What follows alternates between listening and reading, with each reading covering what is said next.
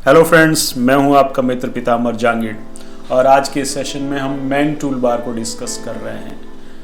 Man tool bar को पढ़ने से पहले हम कमांड पैनल में आते हैं और कमांड पैनल में सबसे पहले हमें क्रिएट पैनल दे रखा है और उसमें कुछ ऑब्जेक्ट बनाना हम सीखेंगे। तो जैसे मैं आया बॉक्स पे, उसमें 2 स्टेप है बॉक्स बनाने के। बॉक्स पे क्लिक किया, लेफ्ट क्लिक करेंगे, क्लिक करके रखना है और ड्रैग करना है। तो आप देख रहे हो मैं बॉक्स का बेस बना सकता हूँ। जब तक मैं माउस को रिलीज नहीं करूँगा बटन को, तब तक इसका बेस आप बता सकते हैं कैसा होना चाहिए। जैसे आपने रिलीज किया बटन, अब आप इसकी हाइट बता सकते हैं। वो पॉजिटिव हो सकती है अगर आप माउस को ऊपर ले जाएंगे, नीचे ले जाएंगे तो नेगेटिव हाइट। तो मैंने इसको ऐसी कुछ हाइट दी और क्लिक कर दिया। अगर इसमें मुझे कुछ चेंज करना है तो अभी इसके पैरामीटर यहाँ पे मुझे दिखाई दे रहे हैं, जिसमें मैं चेंज कर सकता हूँ जो भी मुझे चेंजेस करने हैं। मुझे अभी सिलेंडर बनाना है। सिलेंडर पे क्लिक किया, 2 स्टेप है उसमें भी, क्लिक एंड ड्रैग, क्लिक करके रखा है तो हम बेस बता सकते हैं। जैसे ही बटन को रिलीज किया, अब आप इसकी हाइट बता सकते हैं। क्लिक किया और अब आप देखिए उसके पैरामीटर यहाँ पे दिखाई दे रहे हैं, जिसमें मैं चेंज कर सकता हूँ। पर मैं चाहता हूँ मुझे अभी चेंज बॉक्स में करना है, सिलेंडर में चेंज नहीं करना है। तो ये सिलेंडर की प्रॉपर्टी है। तो पहले हम इस कमांड से बाहर निकलेंगे, राइट क्लिक करेंगे कहीं पे भी। आप मॉडिफाई पैनल में आएंगे तो आप देख रहे हैं सिलेंडर के पैरामीटर यहाँ पे भी डिस्प्ले हो रहे हैं। हमें चेंज करना है बॉक्स में, तो बॉक्स को सेलेक्ट किया।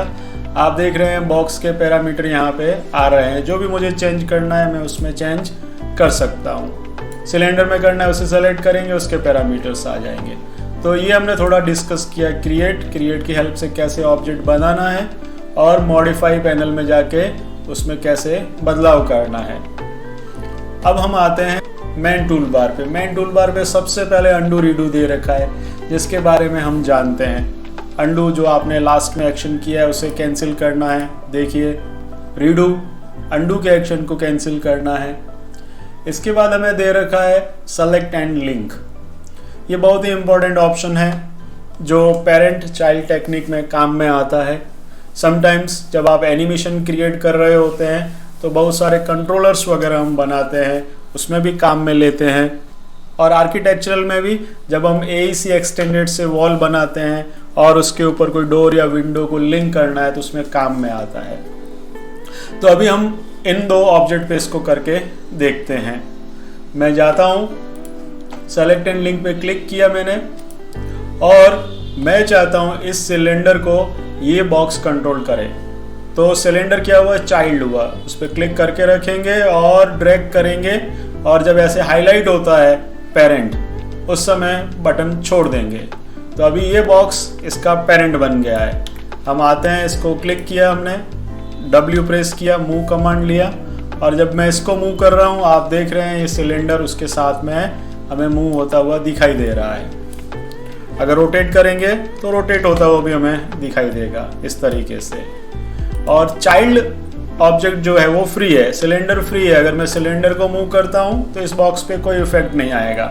देखिए मूव करूँ या रोटेट करूँ वो हमारे बॉक्स को यानी पेरेंट को इफेक्ट नहीं कर रहा है। वाइल जब आप पेरेंट को करेंगे तो वो चाइल्ड को इफेक्ट करेगा। अब मैं चाहता हूँ ये लिंक मुझे निकाल देना है, तो चाइल्ड को सेलेक्ट करेंगे और आप आएंगे अनलिंक सिलेक्शन, उस पर क्लिक किया और अभी आप लीजिए इस बॉक्स को और मूव करके देखिए ये इनका लिंक जो था वो टूट गया है। एक पेरेंट के कई सारे चाइल्ड हो सकते हैं, जैसे मैंने यहाँ पे कुछ और भी बनाया। टीपोट एक ही उसमें स्टेप है, क्लिक एंड ड्रैग करेंगे टीपोट बन जाएगा। मैंने पिरामिड बनाना है, क्लिक किया, क्लिक करके ड्रैग किया और हाइट दे दी, ये हमारे ऑब्जेक्ट बन गए हैं। मैं चाहता हूँ इन तीनों ऑब्जेक्ट को ये सिलेंडर जो है वो कंट्रोल करे। तो अभी तो लिंक नहीं किया, मैंने उसे यहाँ पे रख दिया है और इन तीनों को आप पहले सेलेक्ट कर लेंगे। इन तीनों ऑब्जेक्ट को हमने सेलेक्ट कर लिया। नीचे आप देखेंगे यहाँ पे स्टेटस बार पे पता चल रहा है हमें। सेलेक्ट एंड लिंक में चले गए। अब किसी पे भी क्लिक करके रखिए और ड्रैग करिए, देखिए ऐसा आपको चेन दिखाई दे रहा है और जिस ऑब्जेक्ट को पेरेंट बनाना उस पर जाके हमने इसे छोड़ दिया। तो अभी ये सिलेंडर इन तीनों का पेरेंट है। मैं अगर सिलेंडर को लेता हूँ और मूव कर रहा हूँ, आप देख रहे हैं ये तीनों ऑब्जेक्ट मूव हो रहे हैं। और ये तीनों फ्री है, ये किसी को इफ़ेक्ट नहीं करेंगे। देखिए ऐसा वर्क किया जा सकता है जो भी आपको वर्क करना है।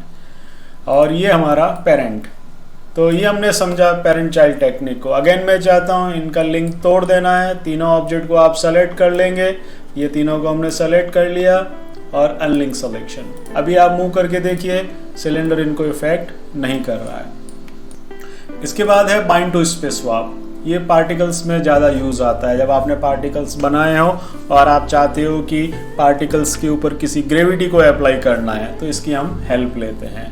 फिर हम आते हैं सिलेक्शन फिल्टर में। सिलेक्शन फिल्टर क्या है, जैसे अभी हमने ये जो सब कुछ बनाया वो सारा क्या है, वो ज्योमेट्री कहलाता है, स्टैंडर्ड प्रिमिटिव्स ज्योमेट्री। और मैं आया शेप्स में, देखिए यहाँ पे मुझे शेप्स दे रखा है, उस पर क्लिक किया तो ये सारे शेप्स हैं 2D। मैंने एक सर्कल बनाया, यहाँ पे आए एक लाइन बनाई हमने ऐसे कुछ, राइट क्लिक, एक रेक्टेंगल बनाया। ये सारे क्या हैं, ये सारे शेप्स कहलाते हैं। स्टार बनाया, फिर हम लाइट्स में गए, उसके पास में लाइट्स दे रखा है, क्लिक किया, मैंने कुछ लाइट्स बनाई। यहाँ पे ऐसा मैसेज आता है यस या नो, कुछ भी करिए अभी के लिए। और मैंने कुछ लाइट्स बनाई ऐसे। अब अगर मैं इनको सेलेक्ट करने के लिए ऐसे विंडो बना दूं, सिलेक्शन विंडो, क्लिक करके ड्रैग किया, आप देख रहे हैं ये सब कुछ सेलेक्ट हो जाता है। मैं चाहता हूँ ऐसा नहीं होना चाहिए, मुझे इन लाइट्स को ही सेलेक्ट करना है और ऊपर मूव करना है। तो हम क्या करेंगे, यहाँ पे आए सिलेक्शन फिल्टर में, क्लिक किया और बताया लाइट्स। और अब जब मैं विंडो बनाता हूँ, आप देख रहे हैं ओनली जो मेरी लाइट्स हैं वो सेलेक्ट हो गई है। नीचे यहाँ से मुझे पता चल रहा है स्टेटस बार पे। तो अब मैं उनको ऊपर मूव करना चाहता हूँ, हमने पढ़ा था यहाँ पे कोऑर्डिनेट्स, तो मैं आया जी एक्सिस यानी ऊपर की तरफ, यहाँ पे आया और हमने लिखा कि इसे आप 10 फीट पे रख दीजिए, 10 एंटर। तो ये सारी लाइट्स हमारी जो है 10 फीट की हाइट पे चली गई है। अभी आप दूसरे ऑब्जेक्ट्स को सेलेक्ट नहीं कर पाएंगे, ओनली लाइट्स ही सेलेक्ट होगी। मैं चाहता हूँ अब मुझे शेप्स को सेलेक्ट करना है, शेप्स यानी ये 2D, तो अभी आप देख रहे हैं वो सेलेक्ट होता है। सारे सेलेक्ट करने हैं वापस, तो ऑल पे आ जाएंगे। अब आप सबको सेलेक्ट कर सकते हैं। तो ये हमने पढ़ा सिलेक्शन फिल्टर को। इसके बाद हमें ऑप्शन दे रखा है सेलेक्ट ऑब्जेक्ट। ओनली किसी ऑब्जेक्ट को सेलेक्ट करना है, उसके ऊपर कोई ट्रांसफॉर्मेशन नहीं करना है। अभी जैसे मैं उसे मूव कर सकता हूँ, ये सब नहीं करना है। तो मैंने क्लिक किया, आप देख रहे हैं ऑब्जेक्ट सेलेक्ट हो गया। उसे मूव नहीं किया जा सकता, बट उसे डिलीट कर सकते हैं। उसके पैरामीटर हम मॉडिफाई पैनल में आके चेंज कर सकते हैं। ये सारा काम हो सकता है। उसके बाद हमें दे रखा है सेलेक्ट बाय नेम, H उसका शॉर्टकट है, select by name H। Click करेंगे तो एक विंडो हमारे सामने आ जाएगी। आप देख रहे हैं जितने भी हमने ऑब्जेक्ट बनाए वो सारे वहाँ पे मुझे दिखाई दे रहे हैं। तो मैं चाहता हूँ कि मुझे इसमें से सेलेक्ट करना है बॉक्स 1 को, ये बॉक्स 1 है, उस पर क्लिक किया। इसके बाद मैंने रेक्टेंगल को सेलेक्ट करना है, कंट्रोल प्रेस करके रेक्टेंगल पे क्लिक किया।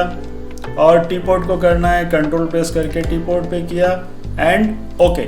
तो आप देख रहे हैं ये तीनों ऑब्जेक्ट सेलेक्ट हो गए। नीचे हमें पता चल रहा है 3 एंटिटीज सेलेक्टेड। मूव करके देखते हैं W, तो ये तीनों ऑब्जेक्ट मूव हो रहे हैं। ओके, इसके बाद हम आते हैं सिलेक्शन रीजन्स पे। हमें वेरियस सिलेक्शन रीजन्स यहाँ पे दे रखे हैं। हम कुछ ऑब्जेक्ट्स को अभी डिलीट कर रहे हैं। विंडो बना के सेलेक्ट किया और हमने उन्हें डिलीट कर दिया है। नाउ मैं टॉप व्यू में जा रहा हूँ, T प्रेस किया हमने, तो ये टॉप व्यू से मुझे दिखाई दे रहा है सब कुछ। अगर इनके ऊपर शेडिंग नहीं दिखाई दे रही है, इट मीन्स ये वायर फ्रेम मोड में।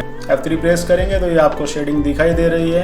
अगेन वायर फ्रेम करना हो तो F3, तो F3 वायर फ्रेम शेडेड के लिए काम में आता है। अब हम आते हैं सिलेक्शन रीजन्स में। तो सबसे पहले मुझे रेक्टेंगुलर सिलेक्शन रीजन दे रखा है। इट मीन्स जब मैं क्लिक करके ड्रैग करता हूँ तो एक रेक्टेंगल जैसा बनता है और जो ऑब्जेक्ट उसके अंदर आते हैं या जिनको ये टच करता है वो सेलेक्ट हो जाते हैं। मैं चाहता हूँ ऐसा मुझे मेथड नहीं चाहिए, तो इस पर क्लिक करके रखेंगे तो अब आपको दिखाई दे रहा है नेक्स्ट ऑप्शन हमारा सर्कुलर सिलेक्शन रीजन। अब मैं क्लिक करके ड्रैग करता हूँ तो आप देखते हैं एक सर्कल बनता है और ये ऑब्जेक्ट्स को सेलेक्ट करने के काम में आ सकता है। वापस हम गए और अभी हमें दे रखा है फेंस सिलेक्शन, उसको लिया हमने और क्लिक करके रखेंगे, ड्रैग करेंगे, क्लिक छोड़ना नहीं है। और अब क्लिक छोड़ दिया और जिन जिन ऑब्जेक्ट को आप सेलेक्ट करना चाह रहे हैं उनके चारों तरफ आप एक बाउंड्री बना दीजिए। और जब यहाँ पे आएंगे तो एक प्लस दिखाई देगा, क्लिक किया, आप देख रहे हैं ये 2 ऑब्जेक्ट सेलेक्ट हो गए। वापस रिपीट करते हैं, क्लिक एंड ड्रैग, बटन छोड़ दिया और जिनको सेलेक्ट करना है उनके चारों तरफ बाउंड्री बनाएंगे, वो ऑब्जेक्ट सेलेक्ट हो जाएंगे। नेक्स्ट ऑप्शन है हमारा लासो टूल। क्लिक किया उस पर, लासो सिलेक्शन रीजन है, क्लिक करके रखेंगे और ड्रैग करेंगे, क्लिक छोड़ना नहीं है, और जिन ऑब्जेक्ट्स को आप अंदर ले आएंगे वो सारे सेलेक्ट हो जाएंगे। इसके बाद हमें दे रखा है पेंट सिलेक्शन रीजन, लिया उसको हमने पेंट सिलेक्शन रीजन। कहीं पे भी क्लिक करके ड्रैग करेंगे एक बार और क्लिक करके रखना है, जिन ऑब्जेक्ट को सेलेक्ट करना है उस पर माउस ले आएंगे, आप देख रहे हैं वो सारे ऑब्जेक्ट सेलेक्ट होते जा रहे हैं। तो ये सिलेक्शन रीजन्स थे। वापस हम आ जाते हैं रेक्टेंगुलर सिलेक्शन रीजन। उसके पास में हमें दे रखा है विंडो एंड क्रॉसिंग, दोनों ऑप्शन एक साथ है, देखिए विंडो क्रॉसिंग।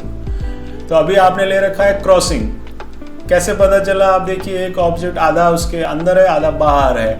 इट मीन्स अगर मैं ऐसे सिलेक्शन के लिए विंडो बनाता हूँ तो जो ऑब्जेक्ट कंप्लीटली उसके अंदर है वो भी सेलेक्ट होगा और जिसको इसने टच किया है वो भी सेलेक्ट होगा। देखिए ये हमने ऐसी विंडो बनाई तो इसमें पिरामिड कंप्लीटली अंदर है और बाकी थोड़े इनसाइड थोड़े आउटसाइड है, लेकिन आप देख रहे हैं चारों ऑब्जेक्ट सेलेक्टेड हो गए हैं, नीचे हमें पता चल रहा है। तो अभी मैं चाहता हूँ जो ऑब्जेक्ट कंप्लीटली अंदर हो वही सेलेक्ट होना चाहिए, तो आप इस पर एक बार क्लिक करेंगे ओनली और ये अब बन गया है विंडो।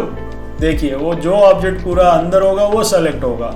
तो वापस ऐसे ही हम विंडो बनाते हैं, हमने लिया और अभी कंप्लीटली पिरामिड है, तो जैसे आप क्लिक को छोड़ेंगे आप देखिए ओनली पिरामिड सेलेक्ट हुआ है, नीचे हमें यहाँ पे पता चल रहा है।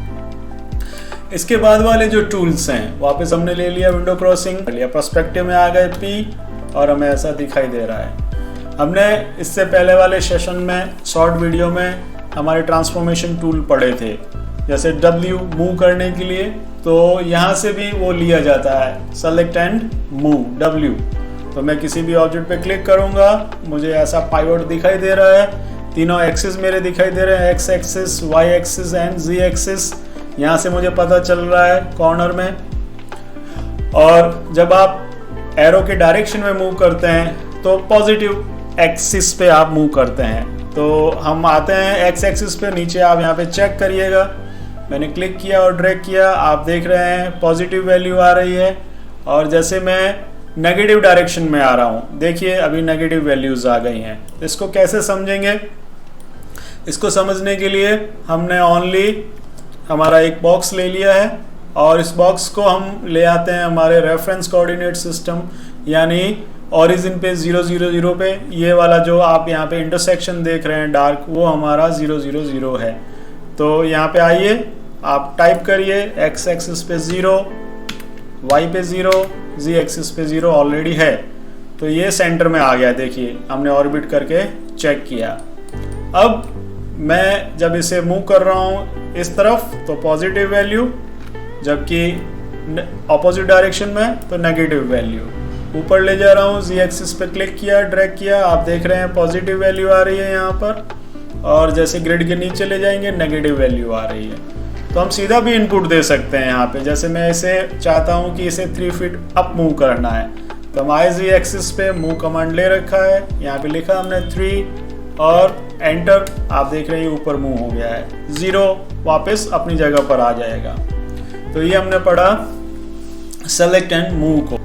रोटेट करने के लिए हम आएंगे नेक्स्ट बटन के ऊपर, सेलेक्ट एंड रोटेट, E उसका शॉर्टकट है, क्लिक किया, आप देख रहे हैं हमारा पाइवट चेंज हो गया है और मैं इसे रोटेट करके देख सकता हूँ, यहाँ पे आपको वेरिएशन दिखाई देगा। Y एक्सिस पे हम आए, क्लिक किया और रोटेट किया, आप देख रहे हैं नीचे मुझे वैल्यू दिखाई दे रही है चेंज होती हुई। X एक्सिस पे किया, आप सीधा भी इनपुट दे सकते हैं, जैसे मैं Y एक्सिस पे आया और मैंने लिखा 90 डिग्री, एंटर, आप देख रहे हैं 90 डिग्री रोटेट हो गया, 0 वापस पहले जैसा हो गया है। अब हमारा ऑप्शन बचता है सेलेक्ट एंड यूनिफॉर्म स्केल, तो हमने उस पर क्लिक किया, आप देख रहे हैं अगेन पाइवट हमारा चेंज हो गया है और हमने आए Y एक्सिस पे, आप Y एक्सिस पे स्केल कर सकते हो, देखिए यहाँ पे मुझे चेंज दिखाई दे रहा है। Z एक्सिस पे किया जा सकता है, X एक्सिस पे, सभी पे आप स्केल कर सकते हैं। मैं चाहता हूँ इसे यूनिफॉर्म स्केल करना है, यानी सभी साइड से ये स्केल एक साथ हो। तो ये जो ट्रायंगल दिखाई दे रहा है उस पर माउस रखा, क्लिक किया एंड ड्रैग किया, तो आप देख रहे हैं वो यूनिफॉर्म स्केल हो रहा है। यहाँ पे हमें वैल्यूज़ दिखाई दे रही हैं, सभी साइड से इक्वल वो स्केल हो रहा है। वापस हमने पहले जैसा कर दिया 100% एंटर, ऐसा। इसके अंदर दो ऑप्शन और भी है। अभी हमने ले रखा है सेलेक्ट एंड यूनिफॉर्म स्केल। तो आप देख रहे हैं जब मैं यहाँ से स्केल करना चाह रहा हूँ तो ओनली एक्स एक्सिस में ही मैं वैल्यू दूंगा, वो सभी जगह पे अपने आप अप्लाई हो जाएगी। हम करके देखते हैं।